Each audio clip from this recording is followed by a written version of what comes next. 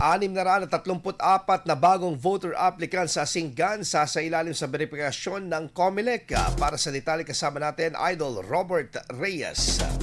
104.7 IFM Report.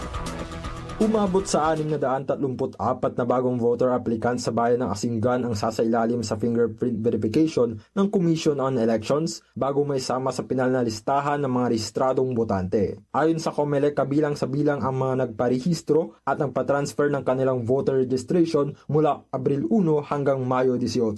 Maaari pa umanong mabawasan ang bilang matapos ang national verification upang matukoy kung may doble o multiple registration. Sinabi rin ng COMELEC na bahagi ng regular na proseso ang fingerprint verification para sa kaayusan ng voters list bago ang nalalapit na barangay at sangguniang kabataan elections 2026. Git ng COMELEC na magpapatuloy ang paghahanda ng tanggapan para sa halalan sa kabila ng mga usap-usapan tungkol sa posibleng pagpapaliban nito. Kasunod ng Election Registration Board hearing, sasagawa naman ang pagbuo ng mga presintong gagamitin sa araw ng botohan. Kasama mo, Idol Robert Reyes, Tatak IFM. IFM News. IFM News. IFM.